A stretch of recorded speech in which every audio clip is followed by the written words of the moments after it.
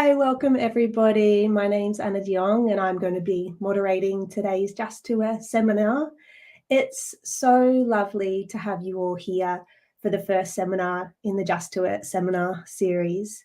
These seminars are due to take place every 2 months for the foreseeable future, and they're going to cover a broad range of themes. Some will be more conceptual, some geographically focused, others will focus on applied topics, but they'll all be connected through this broad lens of justice and tourism. But for our first seminar today, we really wanted to set the scene by exploring how and why justice has become such a galvanising concept as tourism researchers have sought to engage with the increasing social inequalities, political unrest, and changing climates that we're all experiencing in different ways in different parts of the world. To explore this hope, we've invited 4 of the leading thinkers in this space: Freya Higgins-Tebayol, Jaume Gia, Jenny Hall, and Raymond Rastegar. Welcome to our 4 speakers. Each of the 4 speakers takes quite a unique approach to their engagement with justice, and we hope to really explore the value of these differences, but at the same time, importantly, to consider the way the speakers are actually united in understanding justice as a medium to bring focus to issues of inequality and fairness within tourism contexts, and ultimately lobby for a more just approach to tourism development and management. Each of our 4 speakers is going to speak for around 10 minutes on the question, how do you approach justice and why, before we open up to a more general conversation. Whatever platform you happen to be watching on today, please just put any questions or comments you have in the chat, and these can be collated for that general discussion at the end. So recognising the pressure of time, and that time is precious today, I'll move to introduce our first speaker, who is Dr. Freya Higgins-Tebayol, who is a senior lecturer at the University of South Australia. Freya coined and draws on the concept justice through tourism in her work to really move towards forms of tourism that are localised and attempt to sit outside of the capitalist system. So a huge welcome to Freya. I'll pass over the floor to you now to explain what you mean by more about what this term justice through tourism means and how you engage with it in your work. Thank you so much, Anna. It's lovely to be here with you all, and I'm honored to be with this great group of speakers that you have that have been really contributing to our understandings of justice. I'm speaking to you from Kaurna country, and here in Australia, we have a tradition of recognition of the traditional owners. So I'm speaking to you from Adelaide, and the traditional owners are the Kaurna people, acknowledging their care for country, but also there's a need to acknowledge and do some truth-telling about the history of this settler colony, and to recognize that there is ongoing business to conclude, including a treaty. So that brings us to the heart of the issues of justice. So when I want to explain to you my way of working on justice through tourism, I will position it in contrast to what are some of the thinkers that rely upon the philosophers of old. So for instance, in thinking through meanings of justice, Rawls is often turned to, and also going back to Aristotle with Tazim Jamal's work in this area. So looking at the classic thinkers and thinking through what meanings of justice we might have. But I'm concentrated in my mind about the issues that we face today, and particularly my mind is concentrated on Palestine. And you might know that about me, that I've worked with Palestinians in the alternative tourism group of Palestine, and the situation we face, and this real world situation of injustices, and how do we address that, and how do we view that in tourism. So that's been very much where my work's come from. I've come at it as an activist, academic, because I didn't intend to be an academic. And in fact, my degrees are in international relations and politics. And I was working with an Aboriginal community here in South Australia called the Ngurnderi Aboriginal community. And in a way, they mentored me and trained me into some of my thinking and the way to work properly as a critical scholar, as a non-Indigenous person in solidarity with the community.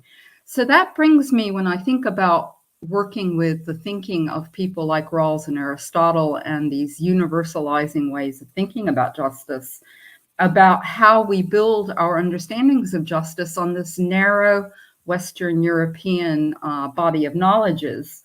And I ask, why is that the case when there are such a plurality of knowledges in our tourism studies, but also in wider studies, and also in philosophies of how to live a good life? Because I see justice being about how do we get good quality of life for all. So this plurality of knowledges challenges the Western dominated approach. And in fact, I see this insistence on a universalizing system of knowledge to help us understand justice as a European domination, as a supremacist imperialistic kind of way of working at justice. Let me say this is evolving. So, my earlier work was much more naive. I was talking about reconciliation. So I'd like to underscore the fact that I am very much learning, and even this year of genocide has shaped my thinking even further. And I would say I use the word it's radicalized me, because I see the world quite differently. But the way my work views the world from these experiences of working with the Nigeria Aboriginal community and with Palestinians is to take a structural justice approach. So my work has been focused on the structures and the processes that create inequities and support the power and the privilege of the elite and their access to resources, at the same time oppressing marginalized others. That's what the focus of structural injustices do. The other thing about that perspective on justice and injustice is it requires an understanding of histories, because the ability for the elite to appropriate resources and assert power and privilege, and the disadvantage of the marginalized, come from historical circumstances.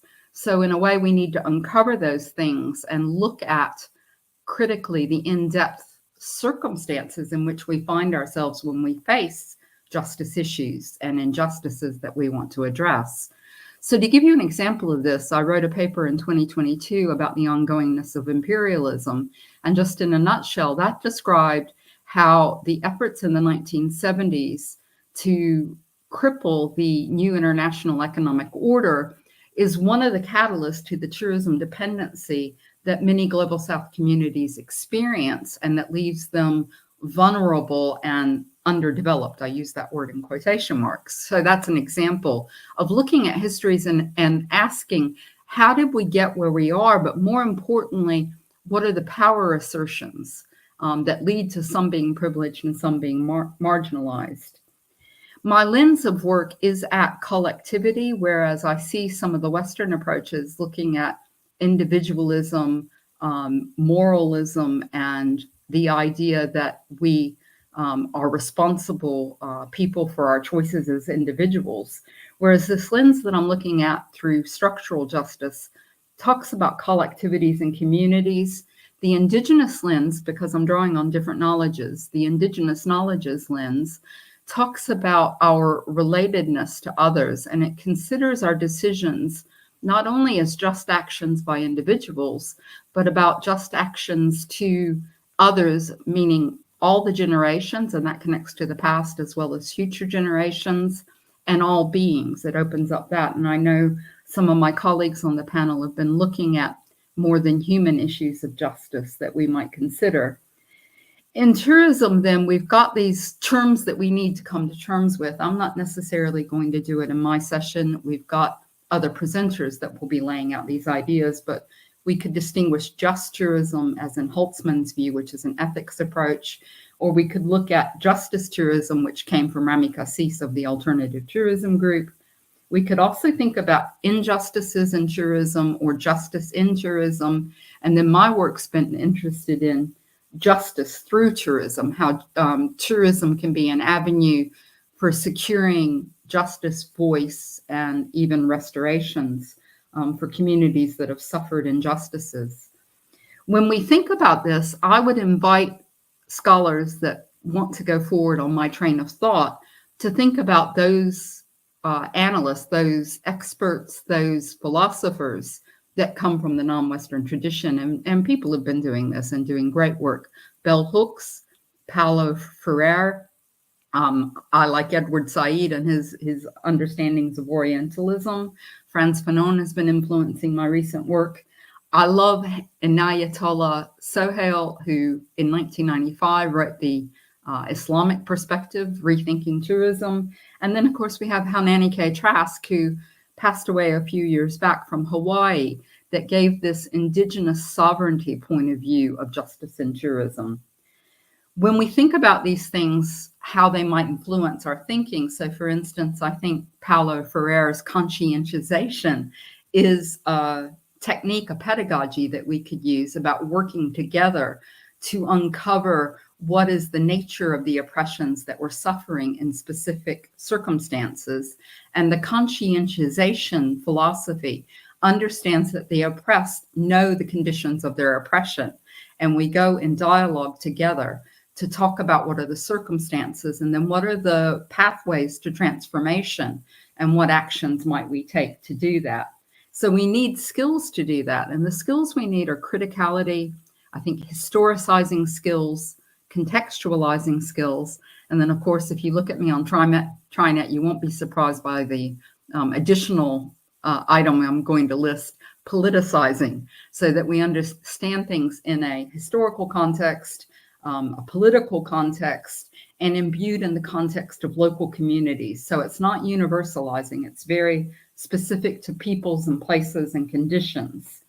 With such a means, we might look at tourism justice differently than from that Western lens and universalizing lens. And then how do we think about justice today? What are some of the issues?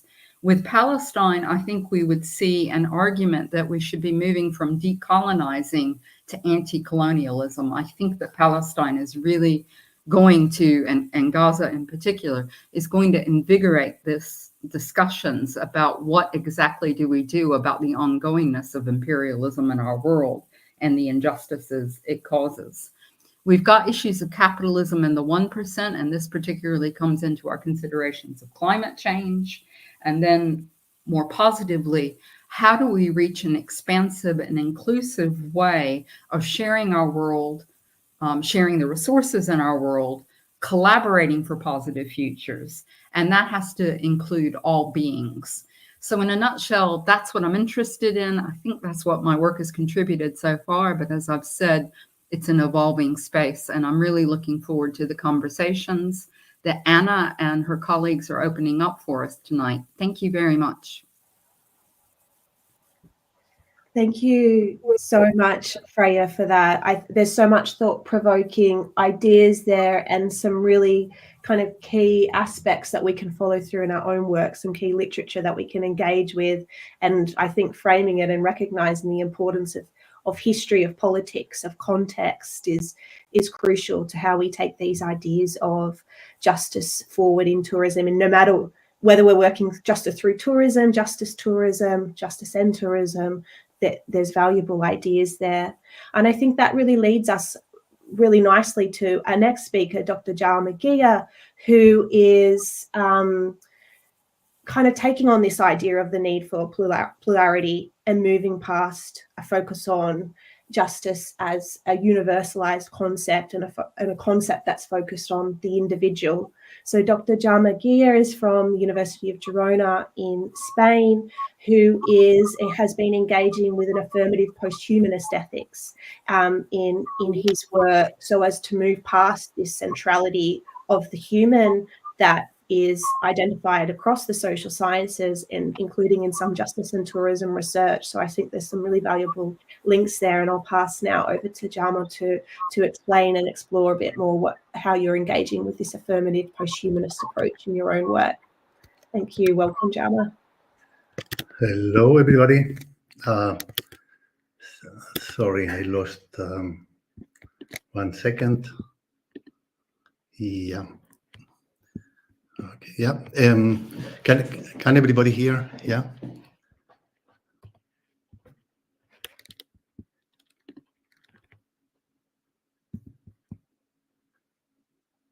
Okay. So thank you Thank you, Anna, for preparing this this very interesting webinar to talk about different approaches to justice in tourism. And it's a pleasure to participate in it and share this time with these colleagues that all of them are well known to me because they are part of the main contributions that we have recently seen in the literature on justice and tourism.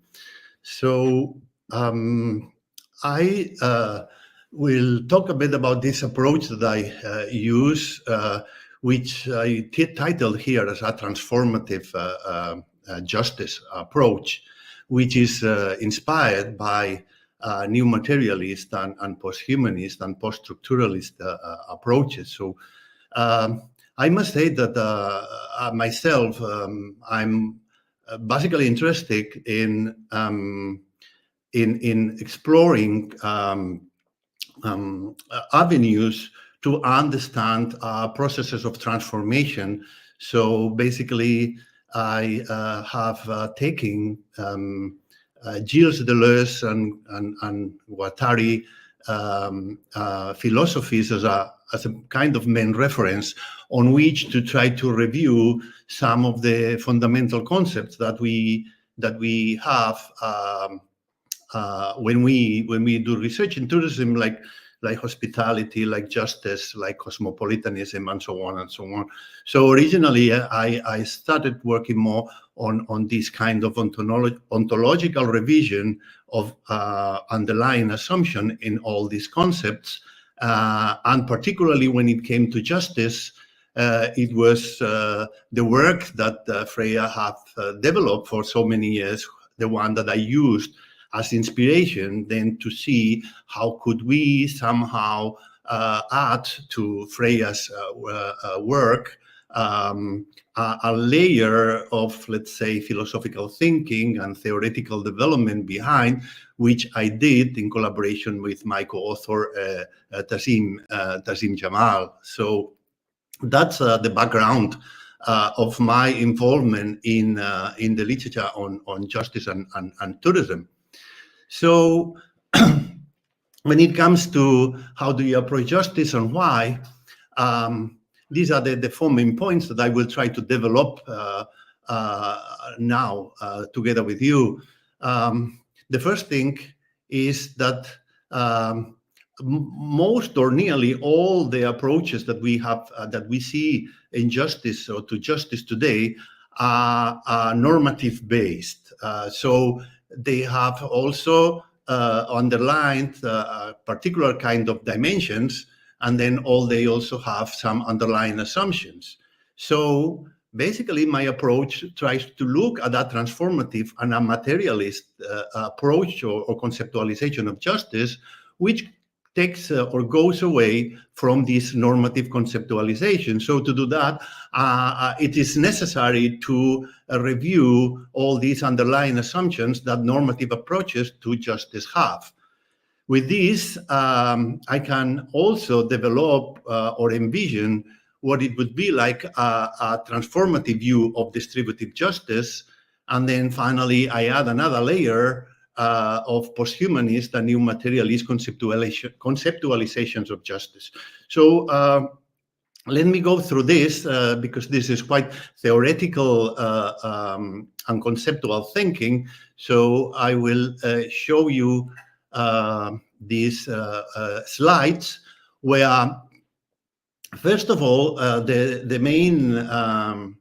main approaches, normative approaches that we have are the one of classical liberalism or Marxist socialism or liberal socialism. The first one is more the kind of justice based on meritocracy is the one that we still have in our neoliberal world, where differences and so on, entitlement and merit end up being the most important element for the application and the distribution of justice, unfortunately. Then we have Marxism that try to revert these and then use the needs as the main, the needs of everyone as the main let's say, principle for distributing justice.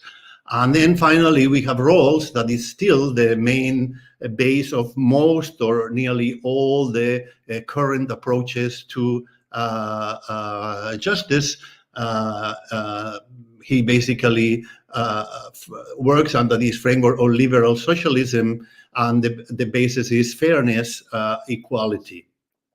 We have also, all of these were born at the time of national states before globalization. So when globalization comes, a whole new kind of new injustices come to the fore. And here we have also approaches like cosmopolitan egalitarianism or pluralist internationalism, which basically are developments of roles, ideas into the world of international relations and so on. But as I said before, all of them have a normative approach, a principle on which everything is based.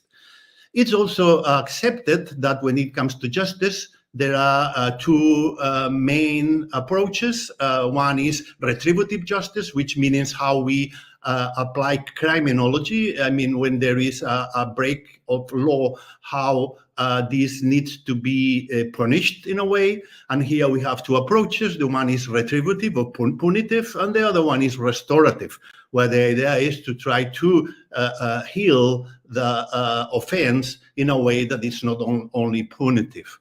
And then the second main dimension is the distributive aspect of justice, which medically means the fairness. This is where roles really develops an important base for this normative approach, starting with the economic distribution, so that it's fair with everyone. But this was later developed with new dimensions, the dimension of recognition, which would be a kind of cultural justice. Participation will be a more political justice. And then it's not here in the slide because it doesn't show properly. We have also capabilities approach of Sen and Nussbaum, which is more a kind of epistemic or educational aspect of justice. So it's not enough only the economic distributive aspect of, but we added recognition, participation, and capabilities. And this is, I would say, the dominant general framework on which now all the work on justice is framed. But all of these approaches have underlying assumptions which all belong to modernist thought. Like, for example, there's no question about the autonomous individualism, the dominant universal truth, kind of scientism, linear logic and reasoning, rationalism, universal and stable foundations, foundationalism, stable identities and institutionalism, nature at the service of the human, extractivism, and so on, and so on, and so on. So my approach tries to dismantle these kind of assumptions and then see what kind of justice we can foresee when this has been put into question. So when it comes to the autonomous individual, we know that all abstract principles of justice are necessarily illusory. This is so because of the illusion that each individual is exclusively determinative of their own conduct, where an absolute accountability can be established and each person can receive a similar standard for a similar conduct. However, to fix responsibility is to know all conditions of the past leading to the present acts, which is an impossible task. If this is so, retributive justice can never be served, and all judgment is unjust because it lacks measure. When it comes to grounding foundations and rationality, we must say that universal groundings for justice are also ontologically impossible. Instead, what we find are just systems of axioms created and diffused through society in and for particular political, economic-based social structures. For instance, when it comes to capitalist state societies, all phenomena are coded and axiomized by some powers and state institutions. This includes, of course, law, justice, the legal subject, as a reasonable man in law, which are then codified in abstract categories and are systematized in a closed self-referencing system. Then they are further brought within the purview of rationality and linear deductive logic. So then they are axiomatized, and then they become like universal truths. These grand narratives, to use Lyotard's term, are the kind of abstract machines that put the foundations in motion. So formal equality as a base for justice, rationalization, division of labor, all of them produce particular results which then become universal truth. In the case of justice, for example, if we take formal equality, which means equality for all, it doesn't matter what, then rationalization and the autonomous self are taken, all of them, as grounds of this grand narrative. The equality principle would become an axiom that is the basis for conceiving justice. Then legal reasoning will provide the mechanism for this deductive logic, and in the end, the conclusions of the law will be objective, so set. So the other thing is that institutions are taken as static and identities as stable in all these normative approaches. The emphasis here is on normative systems of justice that, and then for safeguarding rights. However, even if rights offer protection against injustices, and we know it, it also maintains a static notion of justice in an otherwise evolving society. Thus, rights are also necessarily somehow illusory. At the same time, reinforcing a categorical conception of society, which is inherently more diverse than that represented in the categories on which rights are based. So rights are indeed designed to improve retribution, fair distribution, recognition, capabilities, and participation, all dimensions of justice, but they fail to be determined by their particularity of each situation, the differential needs, the differential capabilities, and so on and so on. So instead, if we assume a dynamic society in flux where resolving conflicts necessarily demands a more creative and responsive invention of rights, then something closer to jurisprudence in line with case law that resolve the singularities of complex situations could be taken in. So rather than applying equal measure formal equality to all situations confined by some institutional principle specifying a human right, it's rather substantive equality what really matters.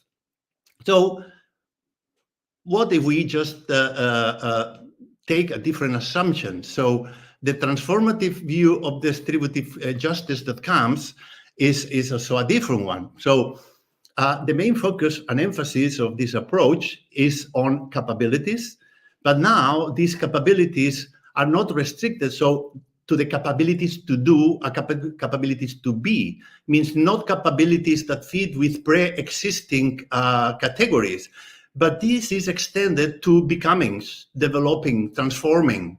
So it is about liberating active forces, desire, lines of flight. It's a non-linear movement that produces mutation and change, which in turn enhances these forces. So this kind of transformative justice cannot refer to rigid constructions, but is attributed to the extent to which the overall quantity and quality of active forces, like increased transformational capabilities that lead to growth, self-actualization, becoming, they dominate over the other kind of forces which are reactive, which restrict transformation and then bring nihilism, resentment, and fetishism. In active forces, it comes the concept of desire, which is not a desire based on lack or something that we need and we want to get because we lack it. This would be a reactionary force. We talk about desire as a will to power, one that knows only of transforming, becoming, mutating, and so on. So on one hand, we have the state, the law, that cultivates reactive forces with which human development is impinged. And then the possibility of transformative justice only emerges when these are challenged, when fixed orders are deterritorialized and the potentials that have been blocked are then released. In other words, the role of transformative justice is to undo the axioms that dominate us, to release the active forces so that they may play out their effects in the world as kind of lines of flight. Moreover, this notion of justice is connected also with political economies, and whether they tend to release lines of flight or whether they tend to capture them, turn them into system supporting axioms and reduce the person to being rather than cultivating an ethics of becoming. So transformative justice is released to fostering opportunities to become other, to explore alternative forms of being, to experience new intensities, to engage in transformation. Transformative justice embraces not only negative freedom, emancipation, or positive freedom, liberation, but also critical freedom, transformation, meaning transgressing, transcending, overcoming the very limits within which one has lived. Transformative justice is then not only about observing the rules of a particular narrative, it consists in working at the limits of what the rules permit in order to invent new moves, perhaps new rules, and therefore new games. Transformative justice is also about fostering otherness, born of the delight in difference emerging therefrom. This reduces the drive to dominate, since when one limits the other through domination, one is limiting oneself in so much as diminishing the heterogeneous possibilities that may follow. So, from a transformative perspective of justice, crime or injustice become the power to deny others the ability to make a difference.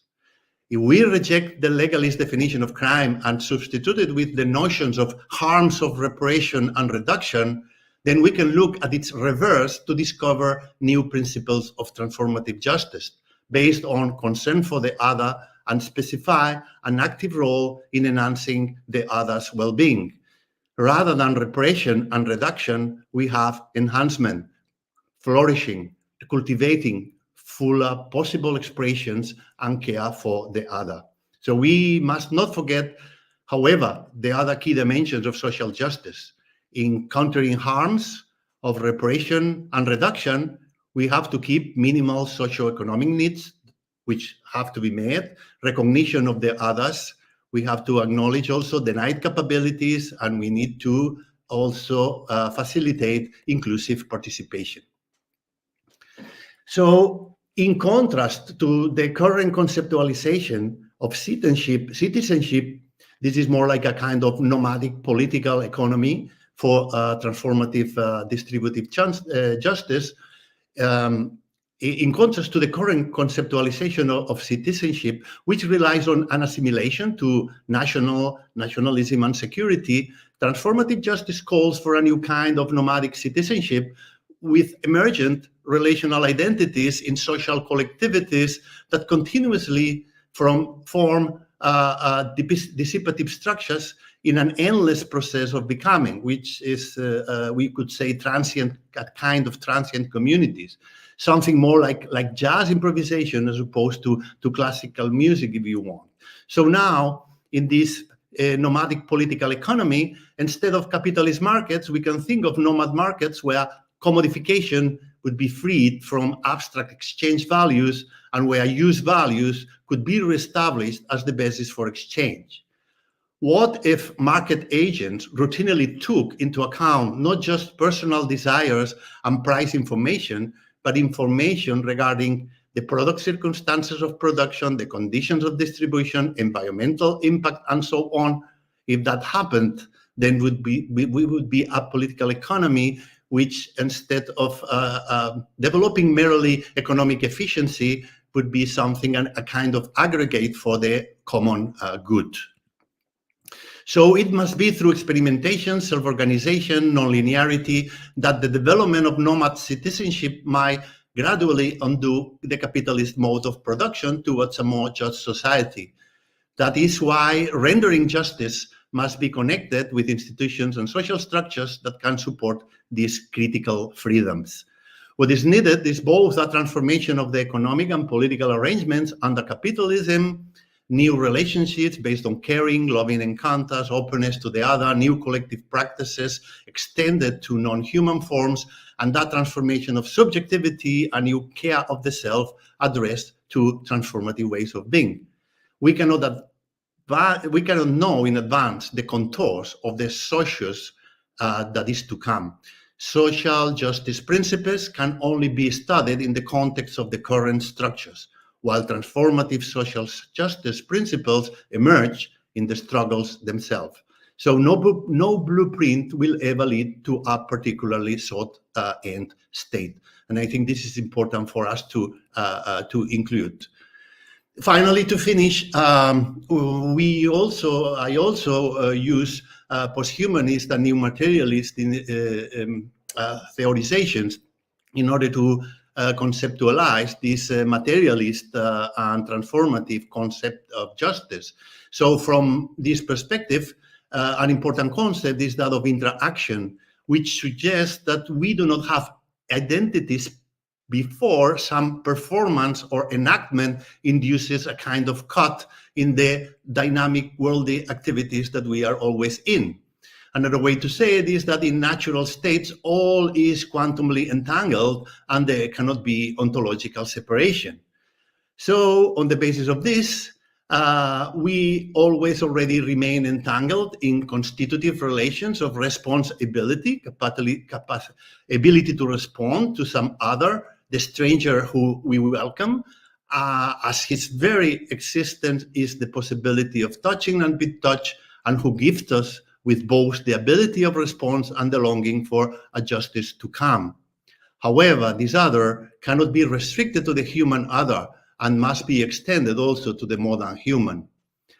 It has been the recent development of new materialist thinking, and here we have Rosi Braidotti, Jane Bennett, Karen Barrett, etc., that has been inspiring current the colonial conceptualization of transformative justice, together with all these other authors that Freya mentioned, which means that this opens up the possibility to include at the same level of epistemic validity indigenous system of justice, and also the extension of justice to the modern human, where we move more to issues of eco-justice and the multi-species justice, which we will hear more about soon.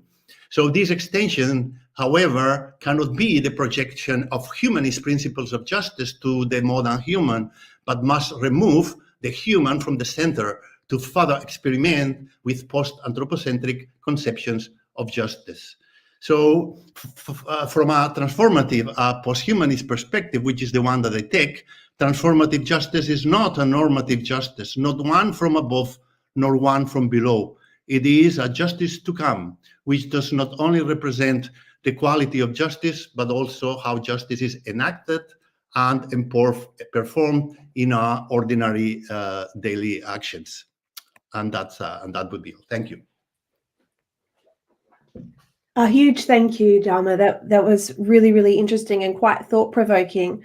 I think what really strikes me as thinking about your presentation, what you've been sharing, what you're working with alongside Freya's, is that the essence, you're both grappling with this same tension of how do we get past these kind of normative understandings of justice that have been produced through Eurocentric and particularly Anglo ideals, because the very essence of justice is to bring attention to the invisible, the subordinate, the marginalized, and thinking through, whilst you take that in very different perspectives, very different directions, and engage with different theorists to do that, it's about thinking about that kind of plurality and that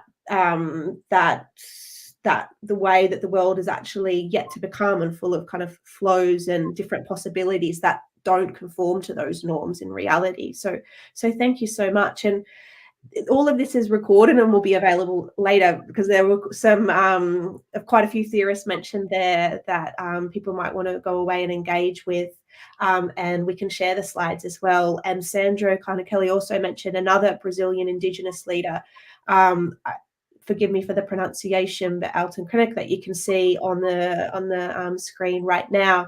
And I think there's a real value for anyone working in the space of justice to take that time to read beyond the English literature and think about different ways these ideas have been dealt with. So thank you, Jama. And I'll move to introduce Associate Professor Jenny Hall, who similarly has been working with a different approach to justice, a spatial approach to justice, to really think about how we can bring attention away from normative ideals of justice and actually understand, particularly from Jenny's perspective, how injustices are produced and experienced from that individual's perspective. And Jenny's been doing this work through looking at the city of York, where she's based. She's at York St John University, but also through dark sky reserves and national parks as well. So I'll pass over to Jenny now, who will share more about this. Thank you, Anna. Well, it's wonderful to be here, and I'm very new to the scene in terms of my academic career, joining academia later in life. So I consider myself a cultural geographer and very rooted in the questions of space and place. And apologies to you, Anna, I'm going to diverge and talk about concerns around ecological justice, which connect to the work that I'm doing in national parks. So I'm going to bring a case study approach to how I'm going to discuss issues concerning justice. So central to my research are how the struggles for justice arise because of inequalities in tourism and leisure settings. And I've begun to explore issues of justice in tourism in a diverse range of contexts and theoretical perspectives, to appreciate the complexities of researching how justice is felt, dynamic, situated, subjective, and experienced in multidimensional ways. So, for example, through the lens of ecological justice, I'm currently exploring the multiple and multi-layered inequalities experienced in national parks in the United Kingdom in their quest to restore nature and conserve inanimate entities such as dark skies.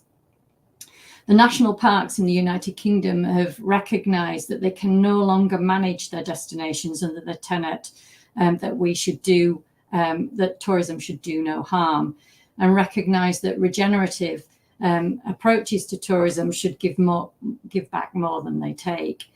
And it's a new policy and a new strategic direction for these organisations. So we're asking with them the questions of how this will be achieved, because the national parks in the UK just don't know. This is a new policy direction for them.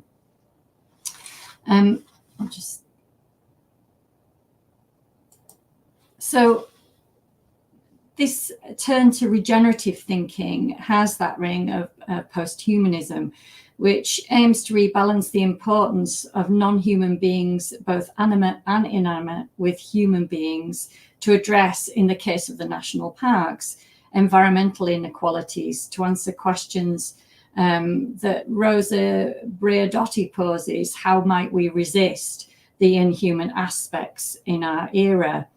And in this case, I'm talking about dark skies in national parks. So I'm exploring what role tourism plays in halting the catastrophic anthropogenic impact of light pollution on biodiversity loss and human health.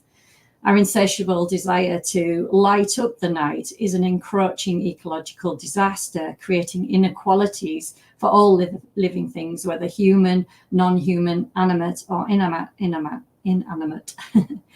To research such complexity, and I believe we have to look beyond traditional verbal methodologies and employ our sensory, emotional, embodied and placed bodies to explore the production of non-human knowledge advocated by scholars such as anthropologist Sarah Pink. And moving beyond anthropocentric models of knowledge production opens us to developing innovative solutions and impact policymaking that can legislate to protect the environments we cherish, whether they're urban, rural, or wild.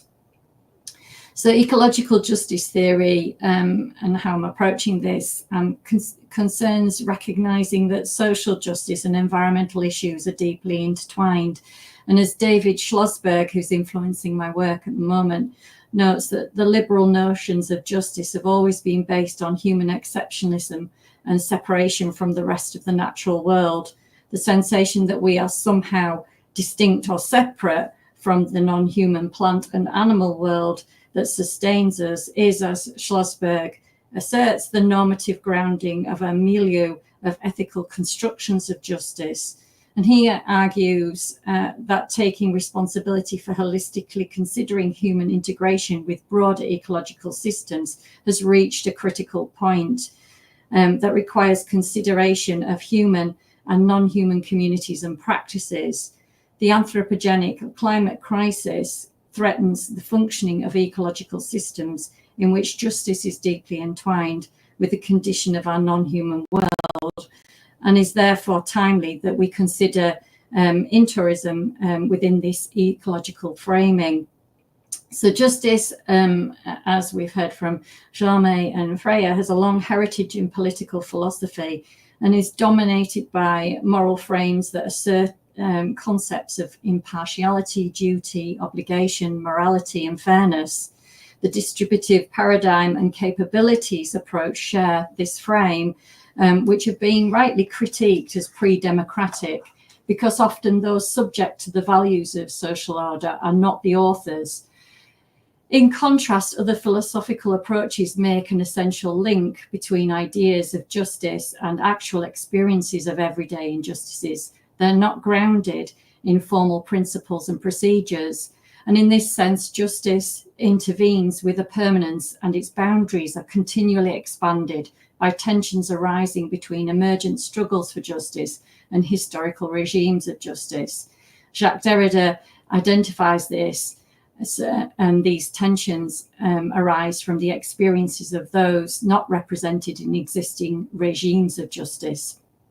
So contemporary environmental movements epitomize these tensions because they tend not to fit with established theories of justice. Ecological justice theory recognizes justice is embedded in real-world experience and accords with a justice to come that Jaume was talking about, of those human and non-human actors who experience inequalities and their struggles for justice. The call for environmental movements to advance established theories of justice to encompass entities beyond the anthropocentric has led to fruitful discussions by scholars such as David Schlossberg and Gordon Walker, who recognize that non-human actors and their claims to justice establish an alternative moral order or an environmental commons, in contrast to one that privileges private ownership of natural resources, an issue which is prevalent in tourism. So contemporary environmental movements such as ecological justice and environmental commons are central to the struggle to stem the expansion and extractive colonization of nature and natural resources. And as one of the largest neoliberal extractive global industries, tourism is deeply implicated in the struggles for ecological justice. And as Osaka Yaka notes, common to environmental movements is the framing and recognition that the environment is an issue of social justice. And to deal with the multiplicity and intersectionality of justice claims foundational to environmental movements, Yaka brings together concepts of redistribution, recognition, representation, with the economic, cultural, political, and social justice issues, which resonates with concepts of regenerative tourism. So addressing sustainability in tourism has failed, and we're now looking for new ways to conceptualize and actualize tourism, epitomized in a turn to regenerative thinking, not just within academia, but also within public organizations like national parks. Bringing regenerative tourism together with ecological justice theories offers a way to advance how tourism can explicitly commit to addressing the issues arising from climate crisis. And building on this to explore dark skies conservation in national parks. And what we're aiming to do is to capture the struggles for environmental justice that signal new approaches to managing tourism regeneratively in these particular destinations. By transforming its tourism policy from purely an economic tool to one that focuses on conservation, the North York Moors National Park has established a public engagement programme. Dark Skies Conservation is one aspect of this public engagement programme, and Dark Skies festivals are a primary mechanism for building ecological awareness and action. What makes the Dark Skies Festival in North York Moors National Park regenerative is how it's delivered through partnering with local tourism businesses that largely independently curate the festival. This capacity building and co-creation supports the local rural tourism economy, but importantly, it's how these tourism businesses have become active stewards, changing their lighting on properties and become key advocates, educators, and in some cases activists for reducing light pollution in their local areas. Importantly, these tourism businesses impart skills and knowledge to visitors that leads to behaviour changes. Visitors are reporting that they're changing the light bulbs, engaging in citizen science, and not lighting up their external properties, which are often located beyond the national park. And it's demonstrating how education bleeds out beyond the boundaries of the national park and helps to contribute to restoring our Dark Skies Commons. And finally, the national park cannot affect a Dark Skies Commons alone, and it as an organisation is working with external public authorities to restore dark skies at a regional and national level through advocacy and regenerative principles that aim to influence policy and strategy to stem the tide of light pollution. And this is, in my view, regenerative tourism in action and ecological justice in the making. So thank you very much. Thank you so much, Jen. That's a really interesting and important point to note on, and I think seems to be coming through. This is justice. There seems to be something about this concept of justice that is about what could be, what could come, what we are working towards, and recognizing that messiness and entanglement to think about how we might be doing other ways of tourism. So a huge thanks to Jen. We're now going to move on to our speaker for today, Dr. Raymond Rustiger from Griffith University in Queensland, Australia. A huge welcome to Raymond. And Raymond similarly takes quite an applied approach, similar to Jen, working with the case study approach, but quite an applied approach of working with the theory of roles and a Rawlsian approach that looks at distribution, processual, recognition, and restoration justice, and thinks about how we might actually come to understand tourism development through a justice framework. So I'll pass over to Raymond now, who will talk more about what this actually looks like through your own work. Thanks, Raymond.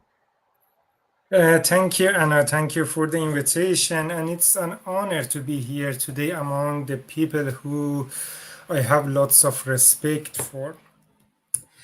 So just to start this conversation, you gave me a question like other people on this panel. How do you approach justice and why? And this question made me think for a few days, and it's a very interesting question, and no one had asked me that before. And I started thinking why I do what I do, and it's about what I write, what I think. It's about everything I do. So it's about a more fundamental question. And to me, the beauty of this world is that we are all different individuals. We have different way of seeing the world. We have different way of, thinking about what's happening around us. And as long as that's beautiful, as long as we accept that, that difference. And even, sometimes I tell my students, if you want to know who you are now or what you will be in the future, you need to go back. You need to do backcasting to see where you are coming from, who you are, how last 10, 15 years of your life shaped who you are. So it's about, more fundamental questions that we are asking here. And to be able to ask this question, I want to tell you a little bit about myself. And that's the same thing that we do when we are talking about positionality in our research papers. tell the readers who we are and what angle, what perspective we are using to look at this phenomenon. So I want to do the same here before I start talking about, and giving you a few examples to answer this question.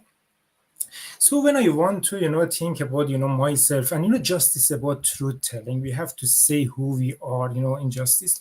I recognize myself as a man originally from the Middle East, from the global South. I didn't know this term before, moving out of my country. I didn't know people using this term global South.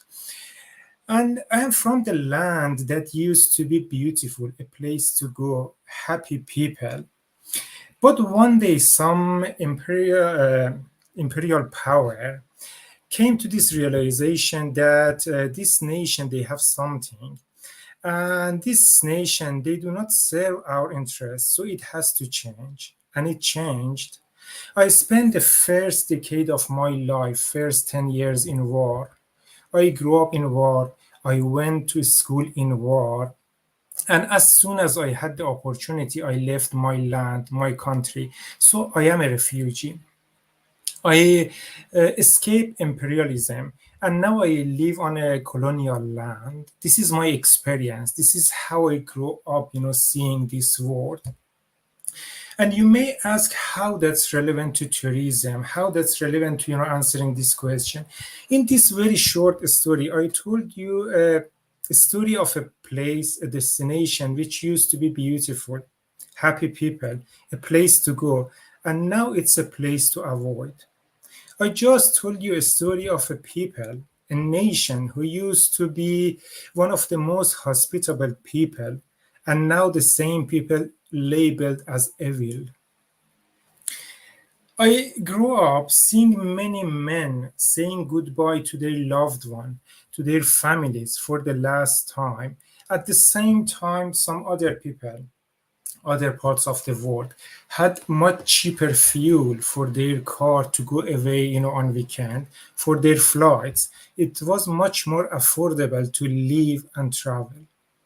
So this is how I experienced the world, and that is the view, or what pushed me to understand better why, how we can have a better world, how we can talk about justice, how we can achieve this, better world, or, justice.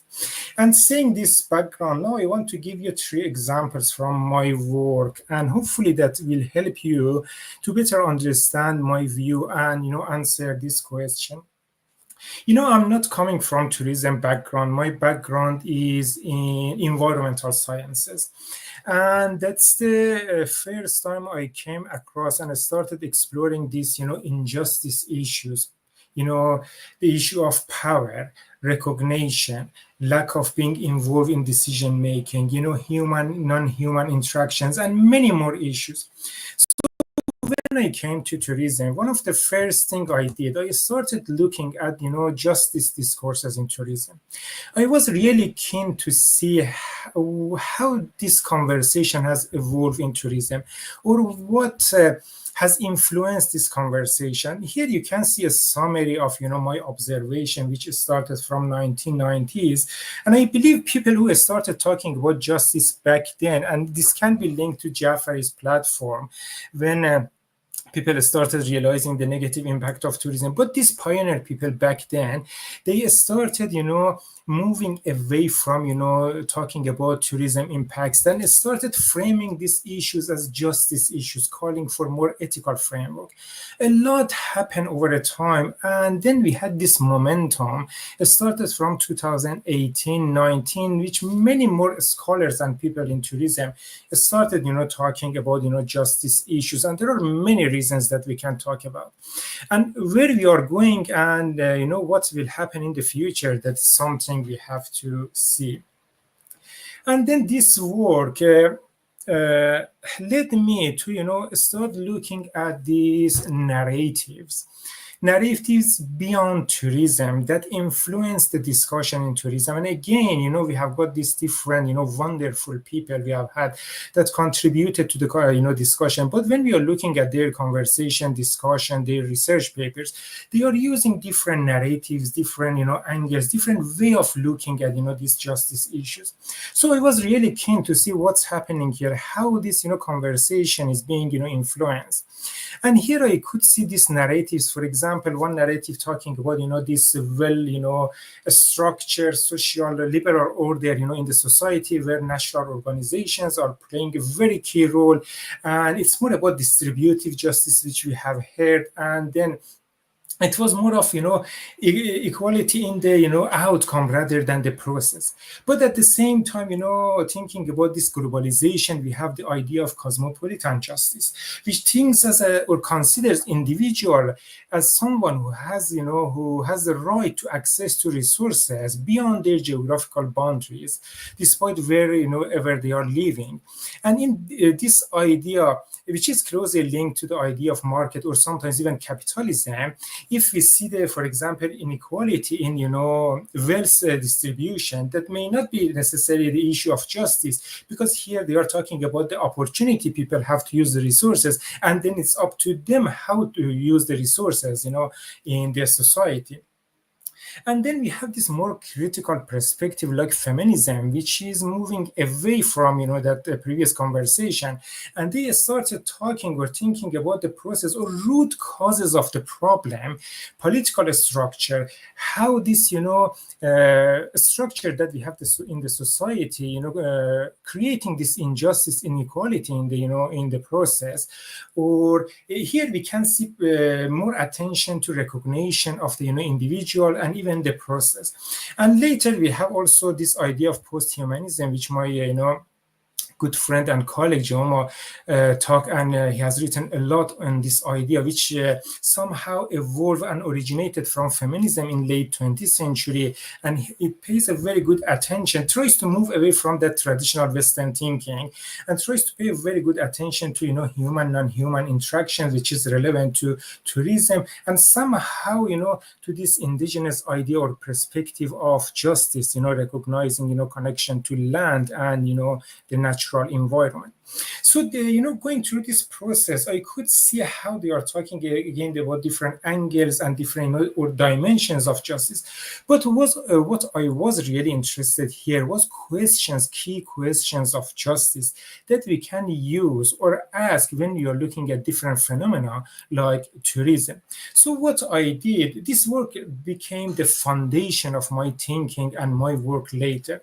What I did, I took this away, and again here I do not like this to call it a framework, because there's a lots of expectations around the idea of framework. This is a lens that I use, and again my focus was on the questions that we are asking here. And I tried to apply it to a local, local case. I selected a case of tourism development, a city that had gone through this process of, being inscribed as a World Heritage City. Very proud moment for the DMO, for local residents. But I was really keen to see what is happening here. What are the challenges? What are the issues? Because, going through this process, everyone was talking about these positive impacts, which led to, further tourism development in this, destination. I can probably, talk for a few hours about this case and what happened, because I talked to many people. I observed their behavior. I, explored this, online conversations, interviews a lot. But what was really interesting here is how people, local residents, they had very different ideas about justice. A person was really worried or concerned about this, negative, for example, economic impacts, how much they are, for example, what benefit they are receiving, or what are the negative, impacts, traffic. Then the other person didn't care about this. The other group, they were really concerned about this, how their identity, value, and culture is being used in tourism development. And they call it injustice because they haven't been involved in the process. No one asked them what they think about this process. forces. So it was really interesting to see how even the whole case was presented as something positive, bringing money, income to the destination. I could see many different injustice issues. And I concluded a point here. We have had many studies in, in the literature, exploring, looking at this relationship between tourism and empowerment. But actually what we need here is scholars or studies looking at the link between tourism and resident disempowerment. What role tourism plays in resident disempowerment rather than empowerment? That's the time we can see this, real injustice issues. And then it brings me to the last piece that I want to talk about. And the reason I picked this piece is probably a couple of reasons. First is because here I moved to the global level. And second, going through this process, it was a very interesting journey for me. Because it took me and the other author, Susanna Bacon, a year of conversation through different meetings, online, in-person, emails, to educate each other about justice and climate change, to understand these two fields, what's happening, how we can bring these two together. And our objective was to establish a common language that all scholars, practitioners, policymakers, and activists who are interested can have a better understanding of how we can embed justice into climate policy and practice relevant to tourism. But before I tell you about, the findings here briefly, here I realized so that what happens here in this area is that we are facing a much, much bigger issue than climate change. Now, scientists say, if we stop this, carbon emission today, cruise industry, flights, cars, everything, there is still no guarantee for the future of humanity, because what we are losing here is our biodiversity. We are now facing the 6 mass species extinctions. Last 5 were all due to natural causes. Planet survived, recovered, and we are somehow sure that planet will survive this one. But the recovery is not something meaningful to human. It will take millions of years for the planet to recover, and that's the human causing this. So that's a much bigger challenge that we are facing here beyond climate change. And just briefly talking about, the conversation we had here, it was really interesting. When we started to look at any climate policy initiative, we could see different justice issues associated with these policies. It was about, adaptation, mitigation. It's about, and what was really interesting, that losers, in different cases, losers and winners are always the same.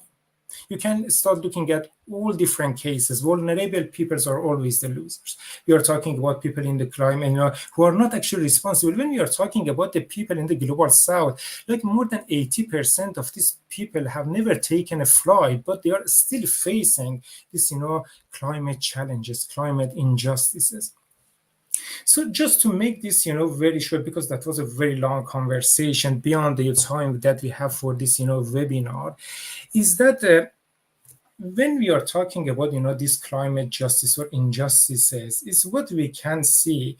We have to start looking at what causes this problem, either climate change or many other crises.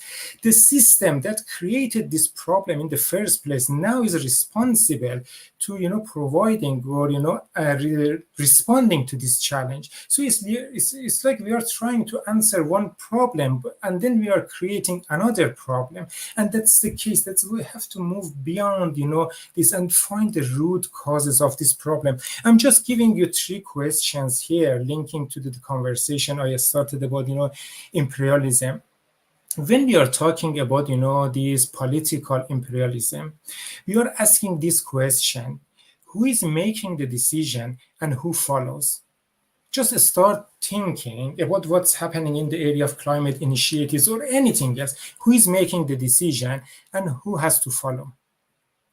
And when we are thinking about economic imperialism, who provide the resources, natural resources, human resources, and who does the production and benefits from that.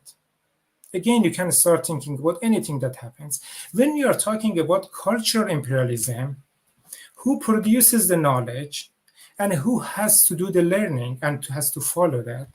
So they are very important questions that we have to ask. We have to move beyond, just thinking about these initiatives, beyond technology, and then think what's the root causes of this problem. Just before making this discussion very long, I'm mindful of the time that we have. I just want to finish this conversation with a statement. We know that we have to imagine a different future. That's for sure, we know that.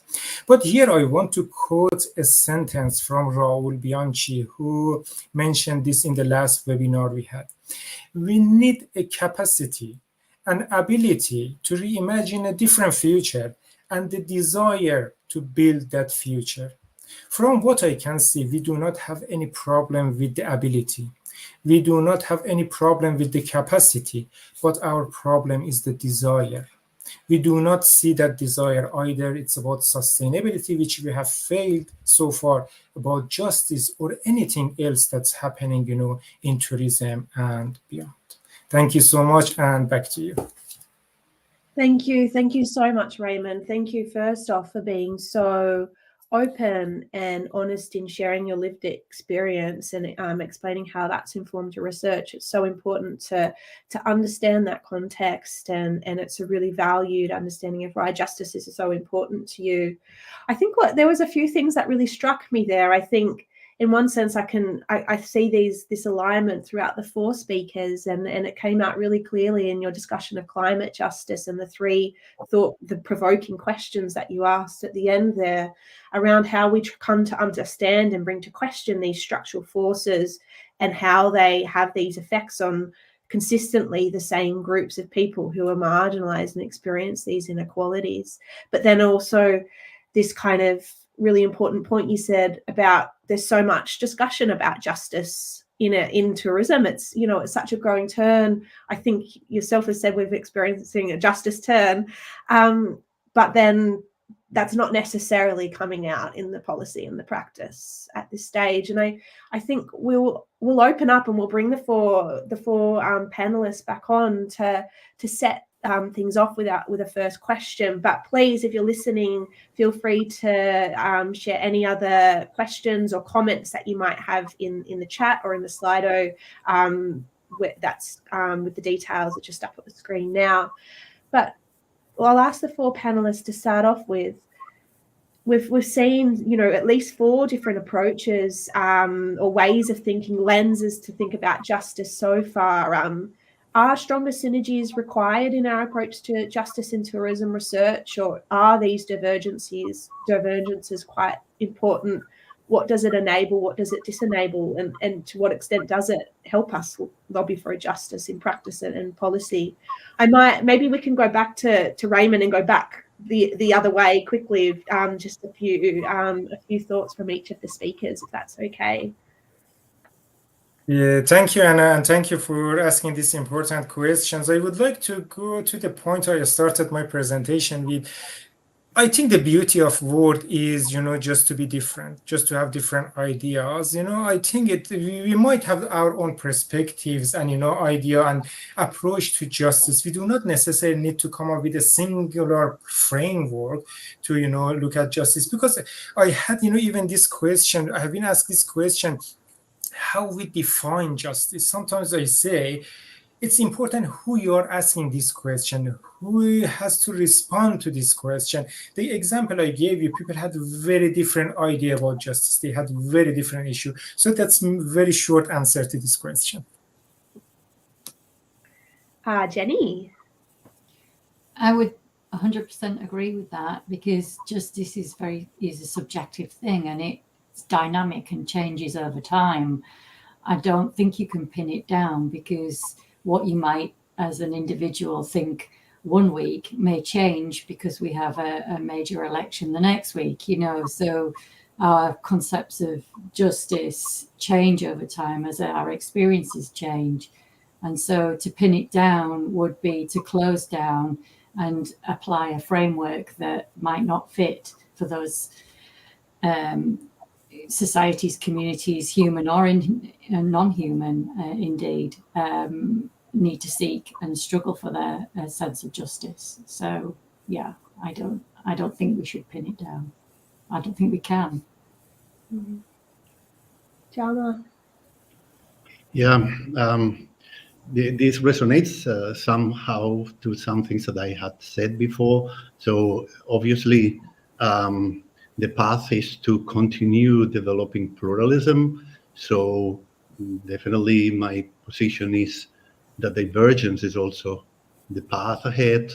At the same time, we need to also change the way we understand divergence and convergences, because if we look at just in spatial terms, it's clear. Representationally, we can say it's clear what is divergent and what is convergent. But if you look more affectively, convergent, this dualism of convergence and divergence, actually it's a binary, like all the binaries that come from forces that are neither one or the other. And I think that's why maybe the focus that we can put is in understanding how all divergences are entangled, and then to go down to see what are these entanglements like, and somehow make all these divergences also part of us.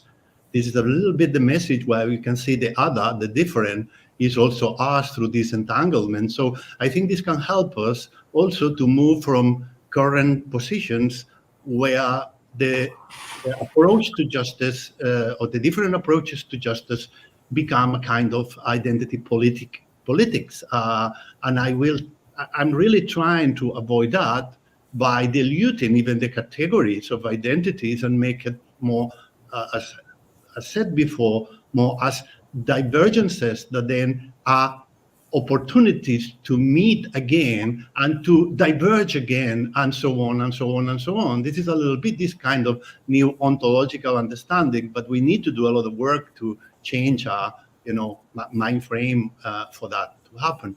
But I would say that would give new avenues for worlds where dominance and to the subaltern are not the dominant thing that we see. So long life to divergences. Thank you, Jama. And Freya? I think we're going to have universal agreement, but I think that the voices we need to be listening to are the voices within local communities and the experiences they have. So, for instance, in climate change, Westerners were thinking about the Pacific Islands and talking about the fact that people would need to be refugees, climate refugees in places like Australia, coming from Kiribati or Tuvalu. But when the Pacific Islanders spoke, they said, to hell with drowning. And what their view was is that they couldn't imagine leaving the islands, which they love, and the communities which they love, and the cultures that are built upon the connections to the community and to the land. And that is a perspective we miss if we're not listening to the people experiencing the injustices. So I think our knowledge of justice and injustice comes through the conversations with the people that are impacted or the people that are involved. So dialogue to understand and listen. And that's something that I think our communities are not good at, is listening to people and then seeking those voices that are actually pushed to the side or marginalized. That's come up in a lot of the presentations tonight. And so it's looking at, how do we have those conversations? How do we create a critical consciousness together so that we can work collectively to create futures in which we can all thrive?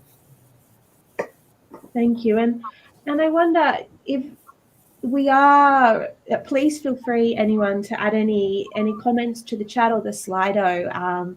But just as we're waiting for comments to come in, I wonder, given many, all the four speakers, all of you have shared this idea that justice is a westernized, it's a European concept. So is there a attention in using it, particularly to speak for vulnerable communities who very likely won't also be speaking in English and utilizing this term justice. So what's the importance of continuing with this term, and how do we engage with this term as a concept in context where the term itself isn't necessarily used?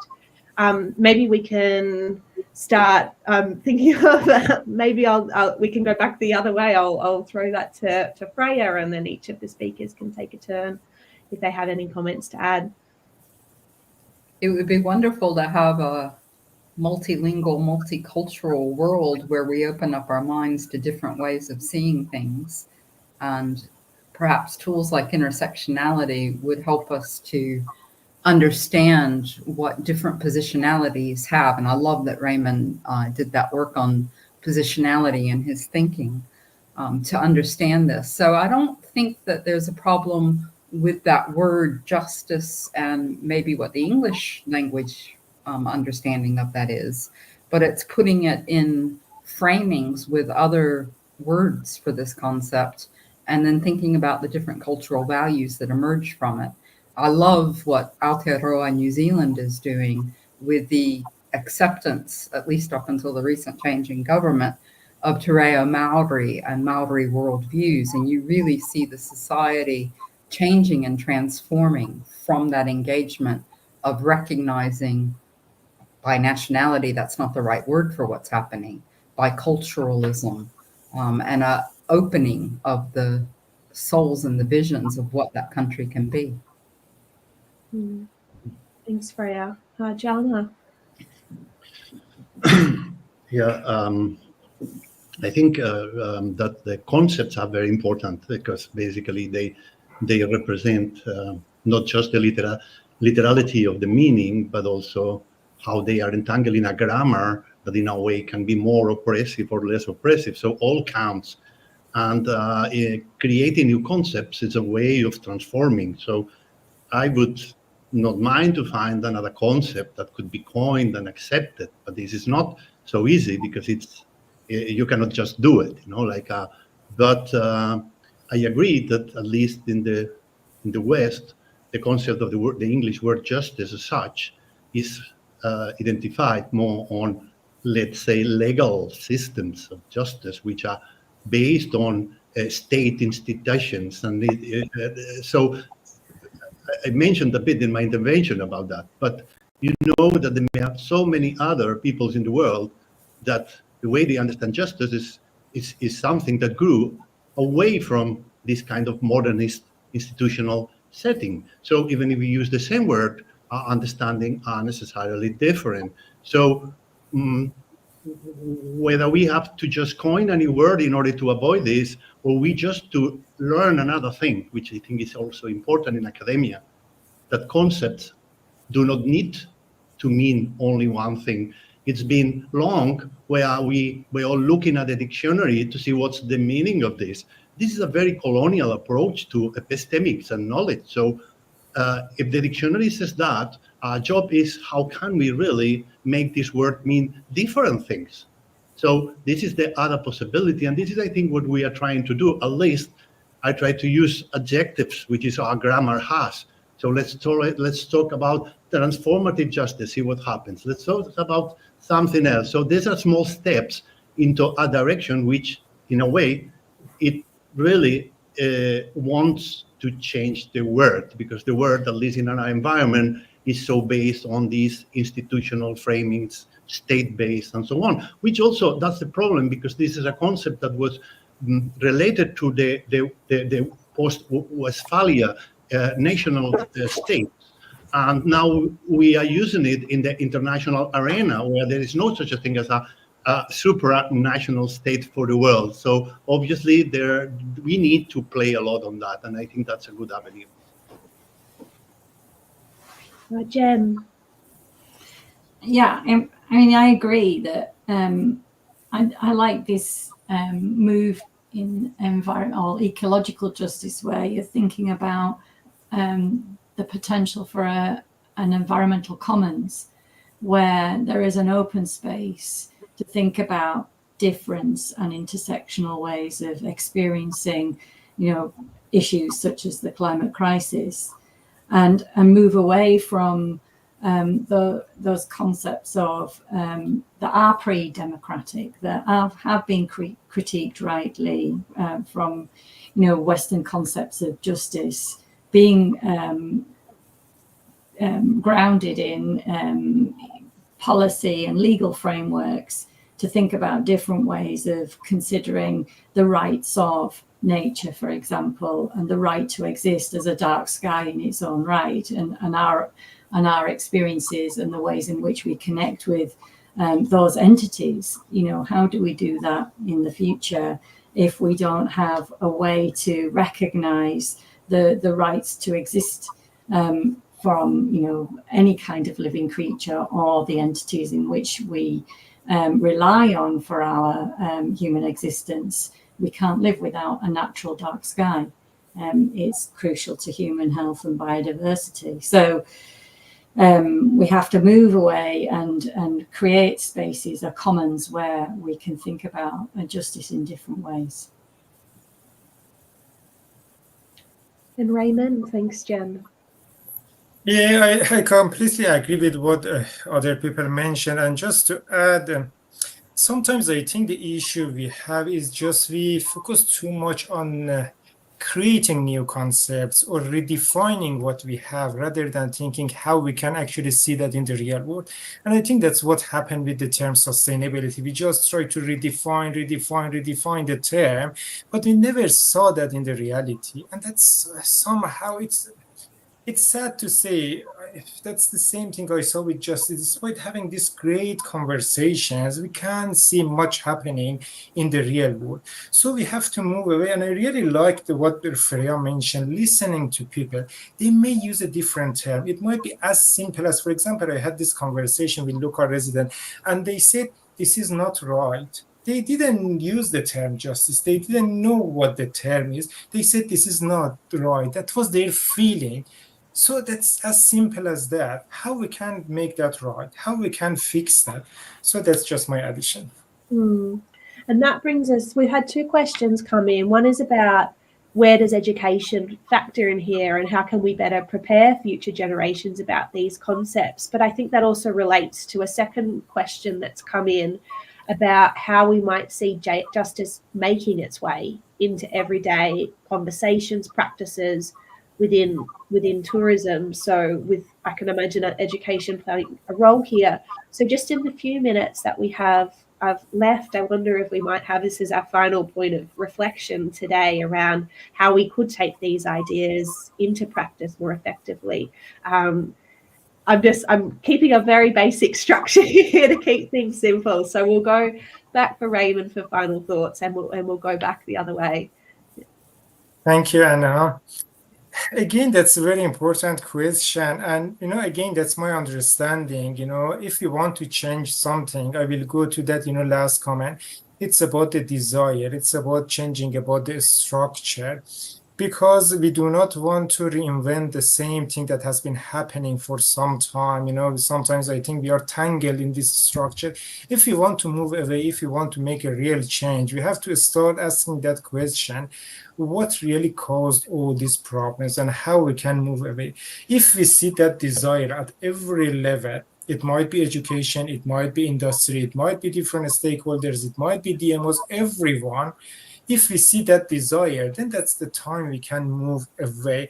Otherwise, we go back to the issue that we discussed, and what we saw, going through all these documents about, climate change. We could see how the same people, same way of thinking who created the problem, now proposing the initiatives and solution to the problem. So that's not the way it should be. Thanks, Raymond. Jen? I think a final thought from me would be really that, how do we put these things into practice, and how do we make them accessible? Well, I'm seeing evidence of that happening in my local area where I live. I live in a national park. I'm very privileged to do that. And I'm seeing how public organizations are grappling with how do we do sustainability? How do we make and conserve these places? And I see my job as an academic to help them understand how that's going to work in practice through the kinds of things that they do, through the things that they deliver, like festivals, or through the things that they do through working with local communities. So for me, it's about digging deeper into what actually happens within the local structures of a place, and how that is actually achieving some benefits and some change in terms of issues such as climate crisis and how we address that. Quite a positive take there. And Jana? These are very good questions, and I think it's not an easy job. You cannot have like a guideline for that. It's not this kind of thing, of course, but we need to, obviously education would be a way. The problem is that the national states will not be interested in curriculums, or most of the time that this would require a complete change in curriculum, which is hard to believe that states would like to introduce this, because in a way it's putting their identity even into question, and we know what happens when our national state is threatened outside. And this is not only for national states, because it's also even when we reify communities, and of course communities when they are the subaltern, and when they face the injustices, we have to be with them.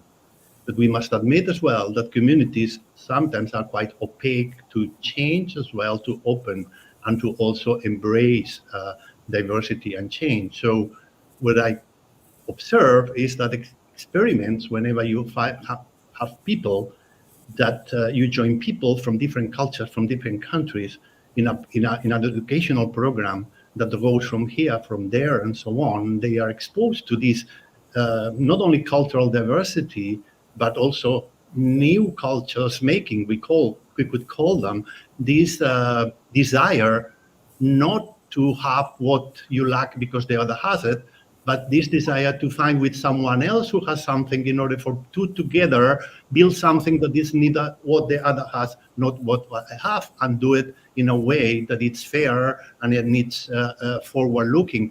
I think this is my vision of how we could break somehow this position that we have, which I still see a lot, like I said before, of identity politics. So as far as education systems and cultural systems reify only one identity which is opposed to others, there will not be progress on these questions, in my view. And finally, Freya, with Kat in hand, getting a cuddle there. Yes, she's quite a spirit to be with me all the time. I think those are great questions, and I agree with Jen that the industry is already doing things, and other stakeholders are as well, and we can recognize that. But before I talk about that, I'd like to talk about education and just say our students know what justice and injustice is, because their education is being increasingly made unjust, where they're having fees that put them in debt for a good part of their lives and cripple their futures. Policies are being made that affect them, and the corporatization of the uni, and the loss of the access to the lecturers because high vice chancellor fees and so on, all of those things. They know that's happening. And of course, we've had the movement on the campuses for Palestine, and the struggle that the students have actually led that justice issue, and the academics have actually followed behind. So the students have a lot to teach us about justice. And I think that we could bring this into our conversations, that we recognize what they're under and illuminate that for them. What they may not have is the skills to articulate it or illuminate it, and to show solidarity with them, because we are with them in these situations, and we ourselves have our jobs threatened or our conditions threatened, many of us working under precarity. So those things need to be talked about and exposed. And I'm quite disappointed in the Tourism Academy that it's not talking about these things, like the assault on diversity, equity, inclusion and critical race studies in the United States, which will have flow-on effects to other places. So these are things with which we should be concerned. In terms of the industry, there are people like Jenny and many others doing exciting projects and reporting on them about projects that bring the students into communities to work or relationships with non-governmental organizations and industry, as well as marginalized communities, and lots of things happening with refugees or colonization histories in Europe. And we've got internationalization programs where our students are doing studies abroad, really exciting things. And it's just a matter of, paying attention. I think this is an era where all of this is flourishing. And in some cases, I think the industry might actually be ahead of us in some ways. So for instance, I'll do a shout out to Rise Travel Institute, which is working really strongly on decolonization education for not only travelers, but also the tourism industry.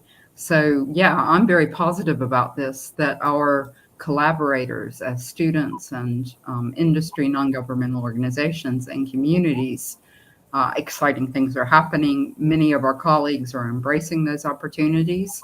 And I think we all learn and grow together through those things. That's such a positive note to end on there. I'm very, very conscious of time. We've gone a little over, so I apologize for that. That's my fault. But a huge thank you to our panelists for joining us today, this evening, for two of you. It's been amazing having you here. Our next seminar is going to be in February, and it's going to be at a slightly different time with the hope of reaching a slightly different audience. Geographically, it's very difficult to bring in all parts of the world in one time slot when you have a time limit, basically. But thank you so much to our panelists for joining us and really setting the scene with this, thinking about justice and actually the positive effect and power that's kind of held within this term, and that's generating ideas and movements forward in all sorts of different ways. So thank you, and a huge thank you to our audience for coming and engaging with this first seminar as well. It's been so lovely to have you here, and hopefully we'll see you at future seminars into the new calendar year. So thanks, everybody. Enjoy the rest of your day, wherever you happen to be, and we'll speak soon. Thank you. Thank you.